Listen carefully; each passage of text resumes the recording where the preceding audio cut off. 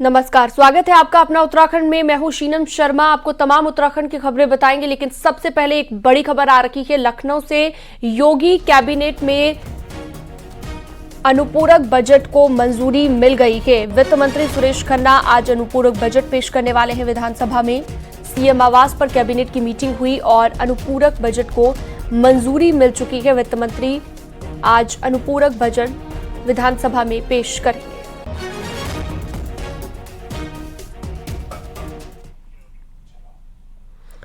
चमोली से बड़ी खबर के यहां पर बद्रीनाथ हाईवे एक बार फिर से बंद हो गया है। गुलाबकोटी और लंगसी के पास पहाड़ी से मलबा आया, जिसकी वजह से आवाजाही पूरी तरह से बंद है। सैकड़ों की संख्या में चारधाम यात्री हाईवे पर फंसे हुए हैं।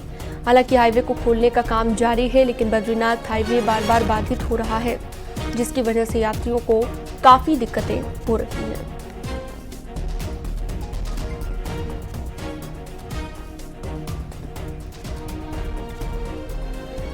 तो बद्रीनाथ हाईवे एक बार फिर से बंद हो गया है। तस्वीरें आप देख सकते हैं। गुलाबकोटी और लंगसी के पास सड़क बंद हुई है। पहाड़ी से मलबा आने की वजह से हाईवे प्रभावित हुआ। रोड बंद होने से कई चारधाम यात्री यहां पर फंसे हुए दिखाई दे रहे हैं। लंबी कतारें लग गई है वाहनों की। तस्वीरें भी आप देख सकते हैं। प्रशासन अब हाईवे को खोलने में जुटा हुआ है। तो आए दिन हाईवे के बंद होने की खबरें अब सामने आने लगी हैं, क्योंकि मॉनसून का सीजन चल रहा है। नितिन सेमवाल चमोली से ज्यादा जानकारी के साथ फोन लाइन पर जुड़ गए हैं। नितिन, क्या कह रहा है प्रशासन, कब तक खोल दिया जाएगा हाईवे को? जी, लंगसी में जो बद्रीनाथ राष्ट्रीय राजमार्ग कल देर रात से बंद हुआ है, उसको अभी खोलने का काम वहाँ पे जारी है। लेकिन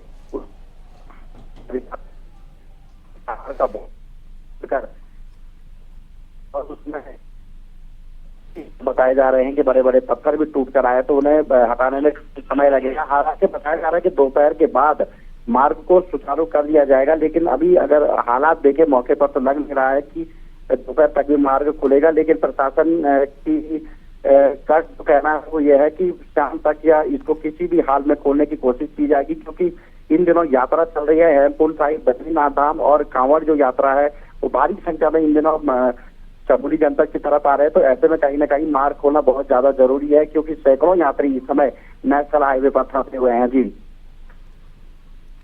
ठीक है नितिन, तमाम जानकारी के लिए आपका बहुत शुक्रिया।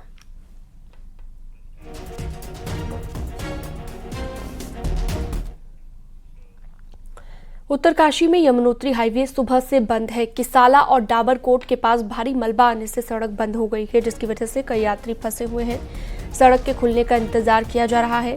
बीआरओ की टीम सड़क को खोलने में जुटी हुई है, लेकिन पहाड़ी से भारी मलबे आने की वजह से रोड को खोलने में अभी और वक्त लग सकता है। तो बद्रीनाथ हाईवे के साथ साथ यमुनोत्री हाईवे भी बंद हो गया है।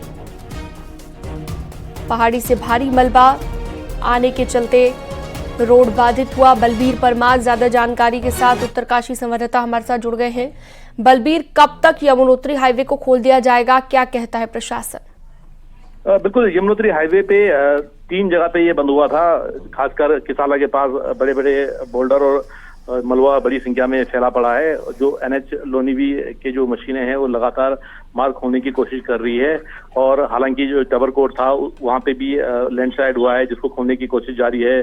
और जो एनएच के जो अधिकारी उनका कहना है कि लगभग 2 से 3 घंटे का समय और लग सकता है, और मार्ग खोलने में कोशिश लगातार जारी है। पर इस बीच में जो यात्री है जगह जगह उन्हें रोका गया है। जब मार्ग खुलेगा तभी उन्हें छोड़ा जाएगा। और गंगोत्री हाईवे भी 2 से 3 जगह बंद हो गया था, जिसको खोल दिया गया है, और जो कांवड़ यात्री से उन्हें राहत मिली है। पर यमुनोत्री हाईवे में अभी भी समय लगता है। जी ठीक है, बहुत शुक्रिया तमाम जानकारी के लिए आपका बलबीर।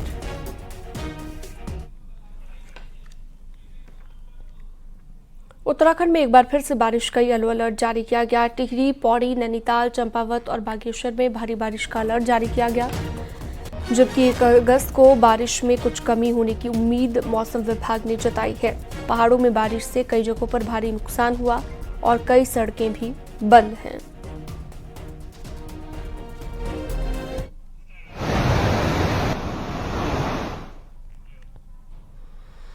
सीएम पुष्कर सिंह धामी का आज टिहरी का दौरा है। सीएम बूढ़ा केदार में आपदा प्रभावित क्षेत्र का दौरा करेंगे और राहत बचाव कार्यों का निरीक्षण करेंगे। इसके साथ ही सीएम धामी आपदा राहत कैंप का भी जायजा लेंगे। विनकखाल स्कूल में राहत कैंप बनाया गया है, जहां पर गांव के करीब 70 परिवारों को विनकखाल राहत शिविर में रखा गया है। आपको बता दें 27 जुलाई को टिहरी के बूढ़ा केदार के इलाके में आपदा आई थी, जिसमें बूढ़ा केदार का तिनगढ़ और टोली गांव प्रभावित हुआ है।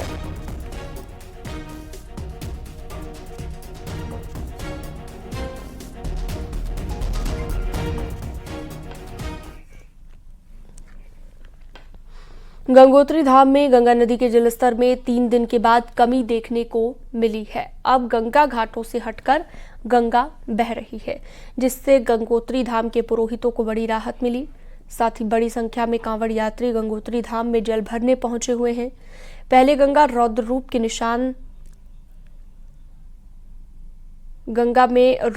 के निशान देखे जा सकते थे गंगोत्री घाटों पर, लेकिन अब थोड़ी सी राहत यहां पर तमाम कांवड़ियों को और तमाम पुरोहितों को मिली है। जलस्तर बढ़ने की वजह से घाटों को काफी नुकसान भी हुआ, जिसके निशान भी दिख रहे हैं।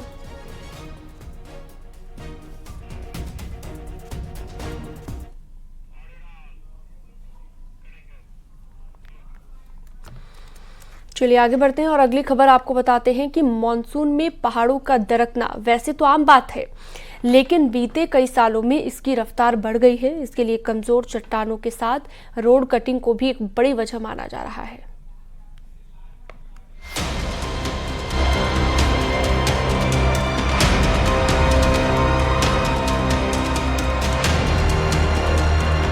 मॉनसून में उत्तराखंड का शायद ही कोई ऐसा इलाका है जहां दरकती पहाड़ियों ने तांडव न मचाया हो।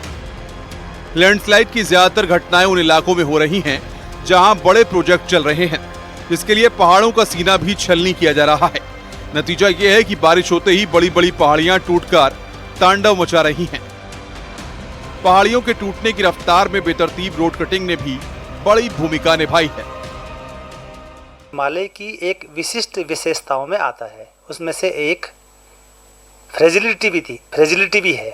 मतलब हिमालय फ्रेजाइल है, तो यहाँ पर ये तो भूस्खलन और भूचरण होगा ही, लेकिन जैसे आपने बताया कि इसको कम कैसे किया जा सकता है, उसके लिए मुझे लगता है कि एक समेकित अनुसंधान की जरूरत होती है। उत्तराखंड में बीते कुछ सालों में ऑल वेदर रोड का जाल बिछा है, रेल भी पहुंचाई जा रही है। साथ ही ग्रामीण इलाकों में भी रोड पर काफी काम हुआ है, लेकिन रोड कटिंग के दौरान नियमों की अनदेखी बरसाती सीजन में भारी पड़ रही है। हालात ये हैं कि दर्जनों सड़कें हफ्तों से बंद हैं। तकनीक का इस्तेमाल करते हुए कम से कम स्लाइडिंग जोन बने, तो उसको लेकर हर पहाड़ पर लगातार ट्रीटमेंट चलता है। सामान्यतः यदि हम ऑल वेदर रोड के उसमें भी देखते हैं, तो कहीं कहीं जहां ये देखने को मिला है और ट्रीटमेंट को होते हुए यदि कुछ वर्ष बीत गए हैं, तो हम ये देखते हैं कि वो स्लाइडिंग जोन अब ठहर गया है। हिमालय के पहाड़ कमजोर माने जाते हैं। इन पहाड़ियों में जरा सी छेड़छाड़ लंबे समय तक भारी पड़ती है। ऐसे में बेहतर यही होता है कि नियमों के मुताबिक ही पहाड़ों में बड़े प्रोजेक्ट बने। इससे लैंडस्लाइड की घटनाओं को कम किया जा सके और लोगों को भी प्रोजेक्टों का फायदा मिल सके। किशन जोशी के साथ पिथौरागढ़ से विजय वर्धन उप्रेती की रिपोर्ट।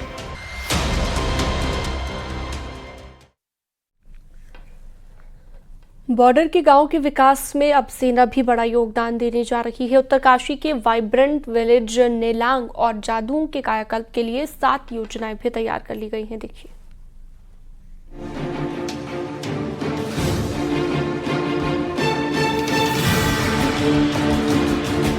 भारतीय सेना प्रथम गांव में विकास के भी योगदान देगी। इसके लिए उत्तरकाशी में चीन सीमा के पास वाइब्रेंट विलेज नेलांग और जादूंग की पुनर्स्थापना के लिए सेना ने 7 योजनाएं तैयार की है।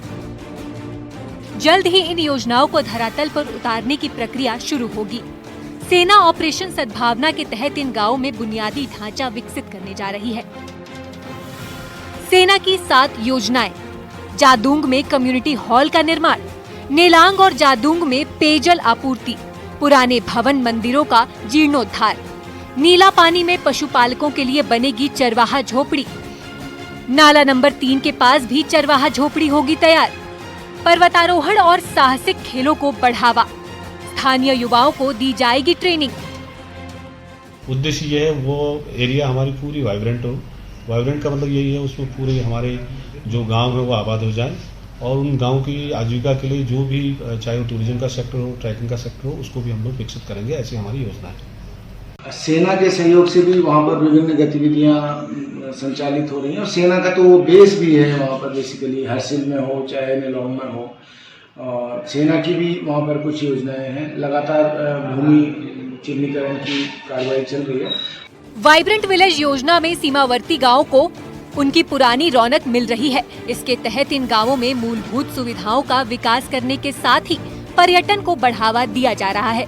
नेलांग घाटी के इन दोनों गांवों को 1962 में भारत चीन युद्ध के दौरान सुरक्षा के लिहाज से सेना ने खाली करवा दिया था। गांव में नए सिरे से होने वाले विकास से ग्रामीणों में खुशी की लहर है। हालांकि उनकी अपनी भी कुछ मांगे हैं। तो आने वाले समय में जनपदीय प्रशासन हो या भारत सरकार हो या राज्य सरकार हो, इन सब के संयुक्त प्रयास से हमें उम्मीद है कि हम लोग इस क्षेत्र को एक बार फिर से पुनर्वासित करने में सफल होंगे। और गांव को बसाने में सरकार जो काम कर रही है उसमें हमारी कुछ मांगे इस प्रकार से है। सर्वप्रथम इंडर लैंड हटना चाहिए और दोनों गाँव के लोगों को बागवानी खेती को कृषि को बढ़ावा देना चाहिए। जिला प्रशासन और पर्यटन विभाग प्रथम चरण में जादूंग में 6 होम स्टे बनाने जा रहा है और दूसरे चरण में 17 और होम स्टे बनाए जाएंगे। इसके साथ ही भैरव घाटी से लेकर जादूंग तक इको टूरिज्म को बढ़ावा देने की संभावना भी तलाशी जा रही है। न्यूज़ 18 के लिए उत्तरकाशी से बलबीर परमार की रिपोर्ट। हरिद्वार में आज कांवड़ियों पर हेलीकॉप्टर से फूल बरसाए जाएंगे। सीएम पुष्कर सिंह धामी भी खुद हरिद्वार पहुंचकर कांवड़ियों के चरण वंदन करेंगे और साथ ही शाम को ओम पुल पर आयोजित शिव संध्या में शामिल होंगे। प्रशासन ने इसको लेकर पूरी तैयारी कर ली है।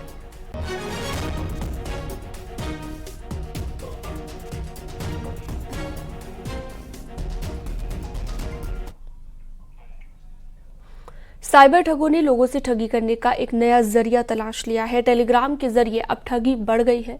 पुलिस के लिए एक बड़ी चुनौती बन गई है।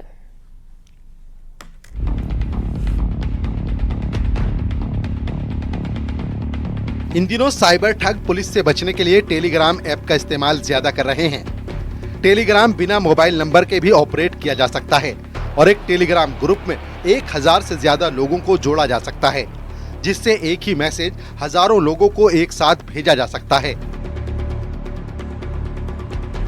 टेलीग्राम ऐप से साइबर ठग पीड़ित को डिजिटल रुपया, बिटकॉइन, क्रिप्टो करेंसी में पैसे इन्वेस्ट करने का झांसा देकर ठगी की घटना को अंजाम देते हैं। डायरेक्ट टेलीग्राम का लिंक कहीं से नहीं मिलेगा। इंस्टाग्राम पे पहले ये ऐड चलाएंगे, वहीं से आपको एक लिंक दिया जाएगा और उसमें आपको एक ग्रुप ज्वाइन करने के लिए एक ऑफर करा जाएगा और उसी ग्रुप में आपको ऐसा दिखाया जाएगा कि बहुत लोग बहुत सारा पैसा कमा रहे हैं। वो सारे इनके फेक ग्रुप मेंबर्स होते हैं। साइबर ठग पहले आपको फेसबुक, इंस्टाग्राम या व्हाट्सएप पर मैसेज कर किसी प्रोडक्ट की जानकारी देंगे या फिर घर बैठे पैसे कमाने का लालच देंगे। जैसे ही आप उनके झांसे में आए तो साइबर फ्रॉड आपको टेलीग्राम का एक लिंक भेजेंगे और उसमें जुड़ने की बात करेंगे। कुछ पैसा भी आपको शुरुआत में मिलेगा, लेकिन जैसे ही आप इनके झांसे में फंसेंगे, साइबर ठग आपको इन्वेस्टमेंट का लालच देंगे और फिर आपके साथ ठगी शुरू होगी। देखिए, जितने भी ये सोशल मीडिया और जो मैसेजिंग ग्रुप्स हैं या एप्स हैं, इनके सर्वर्स इंडिया से बाहर लोकेटेड होते हैं, तो इनसे इंफॉर्मेशन कलेक्ट करने में निश्चित रूप से पुलिस को काफ़ी दिक्कतें भी आती हैं और बहुत लिमिटेड इन्फॉर्मेशन ही इनके द्वारा शेयर की जाती है।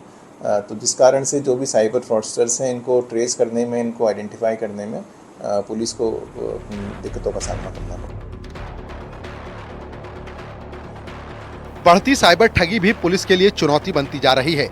वहीं पुलिस लोगों से साइबर ठगों से बचने और ऑनलाइन पैसा कहीं भी इन्वेस्ट करने से पहले उसकी सही से जानकारी लेने की भी अपील कर रहे हैं। न्यूज़ 18 के लिए देहरादून से सतेंद्र बर्तवाल की रिपोर्ट।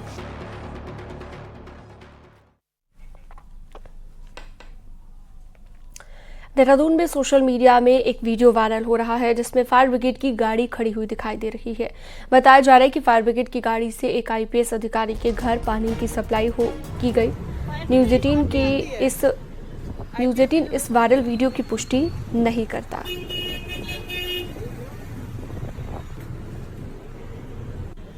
ये सही इस्तेमाल हो रहा है, घर की टंकियां भरवा रहे, कहीं आग लग जाए अभी तब। ये सही इस्तेमाल हो रहा है, घर की टंकियां भरवा रहे, कहीं आग लग जाए अभी तब। उत्तराखंड में निकाय चुनाव पहले हों या केदारनाथ उपचुनाव, ये अभी तक तय नहीं है, लेकिन इतना जरूर है कि जो भी चुनाव पहले होगा उस चुनाव का असर दूसरे चुनाव पर साफ नजर आएगा। लिहाजा बीजेपी और कांग्रेस इसी लिहाज से रणनीति बनाने में जुटे हैं।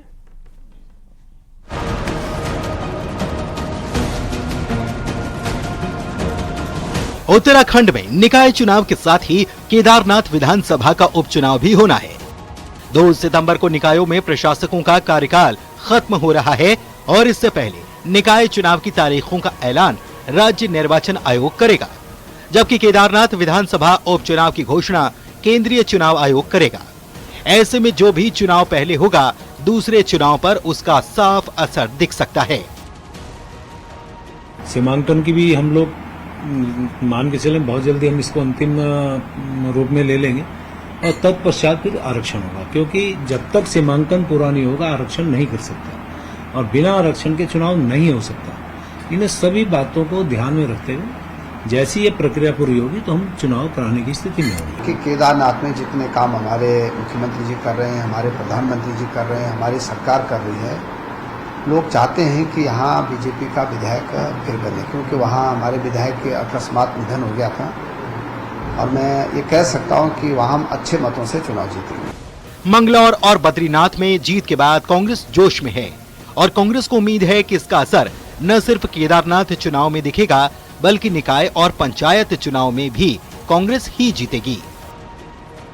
कोई भी चुनाव हो, चाहे केदारनाथ जी का उपचुनाव होना हो, चाहे निकाय चुनाव जो होने हैं पूरे प्रदेश के अंदर, और चाहे आगामी पंचायत के चुनाव, इन सब चुनाव में बद्रीनाथ सीट पर और मंगलौर सीट पर पूरे देश के अंदर 13 उपचुनाव जो हुए अलग अलग राज्यों में, उसमें इंडिया गठबंधन को कांग्रेस को जो फायदा हुआ उसका सीधा असर इन चुनावों पर पड़ेगा। बिहार, दिल्ली, महाराष्ट्र और हरियाणा में इसी साल विधानसभा के चुनाव होने हैं, तो उत्तराखंड समेत पड़ोसी राज्य यूपी में विधानसभा का उपचुनाव होना है। माना जा रहा है कि या तो विधानसभा चुनाव के साथ ही उपचुनाव घोषित हों या फिर उपचुनावों की डेट पहले जारी हो सकती है और ऐसे में उत्तराखंड में निकाय चुनावों की तारीख इससे प्रभावित हो सकती है। न्यूज़ 18 के लिए देहरादून से सुनील नवप्रभात की रिपोर्ट। तो एक तरफ तो कांग्रेस की केदार प्रतिष्ठा बचाओ यात्रा चल रही है, वहीं रुद्रप्रयाग में पूर्व सीएम हरीश रावत सुबह सुबह एक रेस्टोरेंट में पराठा बनाने लगे। हरीश रावत ने चकला बेलन हाथ में लिया और पराठा बेलने लगे। रुद्रप्रयाग में कांग्रेस की यात्रा चल रही है, वहीं यात्रा के दौरान ही हरीश रावत एक रेस्टोरेंट पहुंचे और पराठा बनाया।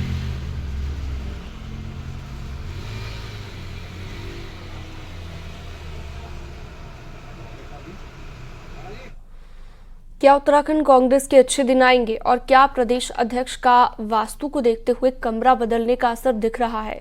क्योंकि जिस कमरे में अध्यक्ष रहते हुए किशोर उपाध्याय ने कुर्सी लगाई, वहां से अध्यक्ष और पार्टी जीत को तरस गए। तो क्या वास्तु बदलने से कांग्रेस की किस्मत चमकेगी? देखिए।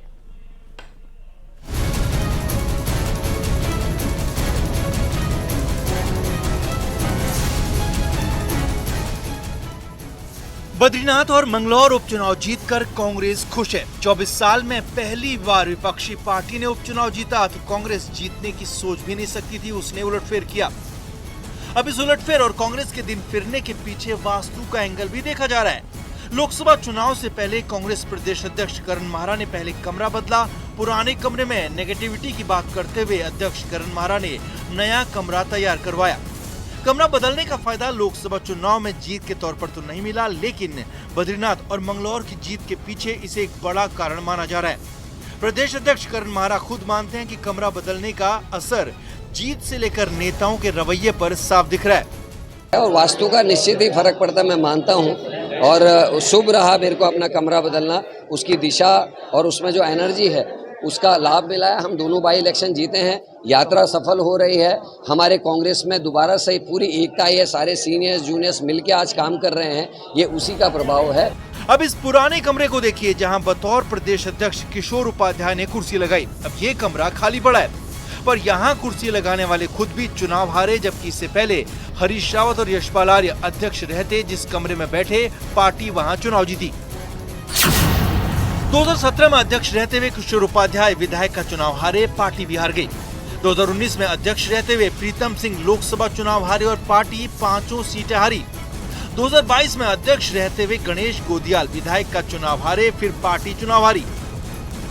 पूर्व प्रदेश अध्यक्ष प्रीतम सिंह का कहना है कि वास्तु पर हम भरोसा करते हैं और जो भी है पार्टी के लिए अच्छे रिजल्ट आने चाहिए और पार्टी 2027 का चुनाव जीते। तो क्या करण महारा ऑफिस में कुछ और बदलेंगे? उसमें उनको जो पहले कमरा मुझे आवंटित था या जिसमें मैं बैठता था उसमें कुछ लगा होगा, इसलिए उन्होंने कमरा आवंटित कर दिया हो, तो ये होता है। हम इन चीज़ों में विश्वास रखते हैं, तो उन्होंने तदनुसार जो उसमें परिवर्तन करने का काम किया है, तो अच्छी बात है, सुखद परिणाम आने चाहिए। ये दोनों कमरे कांग्रेस के पिछले 10 साल का इतिहास है, जिसमें अब जाकर पार्टी विपक्ष में रहते हुए 2 उपचुनाव जीती है। अब देखना होगा कि पार्टी अध्यक्ष का कमरा बदलने का फैसला फिर सत्ता में वापसी करवा पाता है या नहीं। देहरादून से न्यूज़ 18 के लिए दीपांकर भट्ट की रिपोर्ट।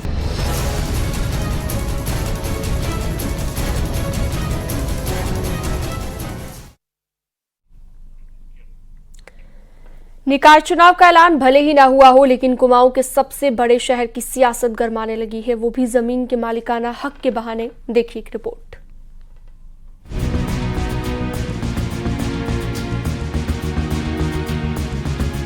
हल्द्वानी में दमवा ढूंगा की जमीन के मालिकाना हक मामले का जिन एक बार फिर से बाहर आ गया है। निकाय चुनाव नजदीक हैं, इसीलिए मेयर और पार्षद बनने की इच्छा रखने वाले स्थानीय नेता सक्रिय हो गए हैं और मालिकाना हक मांग रहे हैं। जब माननीय विधायक जी 2009 में वन मंत्री थे तो 3 महीने का पूरा कैंप लगा था, नक्शा बना था और घर घर की एक रिपोर्ट बनी हुई है। उसी का फायदा हमें मिला कि 2016 में 15 में आरक्षित वन क्षेत्र से बाहर हुआ। जो उस समय अधिसूचना जारी करी गई थी तो वो किसी के संज्ञान में भी नहीं था कोरोना काल में, उससे हमारे क्षेत्र में बड़ा प्रभाव पड़ा, जिससे कि हमारी आगे की प्रक्रिया रुक गई थी। हम चाहते हैं कि उसको शासन लेवल पे उसको सब लोग मिलजुल के उस अधिसूचना जारी हुई थी तो वो हमारे हक में नहीं हुई, उसको वापस करने के लिए हम लोग निवेदन कर रहे हैं कि उसको वापस कर लिया जाए। दरअसल पूर्व कैबिनेट मंत्री बंशीधर भगत ने साल 2009 में वन मंत्री रहते दमवा ढूंगा की जमीन को फॉरेस्ट लैंड से बदलकर रेवेन्यू लैंड करने की सारी कार्रवाई कर डाली थी। साल 2016 में अधिसूचना भी जारी हो गई, लेकिन इस अधिसूचना पर 2020 में अचानक आए एक सरकारी आदेश से रोक लग गई। हालांकि भगत का दावा है कि पूरे मसले को मुख्यमंत्री के सामने रखकर समाधान निकाला जाएगा। विधायक जी ने अपने भूतपूर्व होने के बाद एक रिटायर्ड अधिकारी जो अधिकारी रिटायर्ड हो रहा था वो उनका चेला था, उस चेले से एक लेटर जारी करवा दिया कि इस पर रोक लगाई जाती है और कुछ नहीं है, खाली रोक लगाई जाती है। वो रोक 1 मिनट में हट जाएगी और दमवा ढूंगा वालों को उनका अधिकार मिल जाएगा। दरअसल दमवा ढूंगा का इलाका SC बहुल इलाका है जो 643 एकड़ में फैला हुआ है। ऐसे में निकाय चुनाव से ठीक पहले जमीन के मालिकाना हक का मामला बीजेपी के हक में नहीं, क्योंकि इसका सीधा असर मेयर चुनाव पर पड़ सकता है। ऐसे में बीजेपी जल्द से जल्द इसे ठंडा करना चाहती है। हल्द्वानी से न्यूज़ 18 के लिए शैलेंद्र नेगी की रिपोर्ट।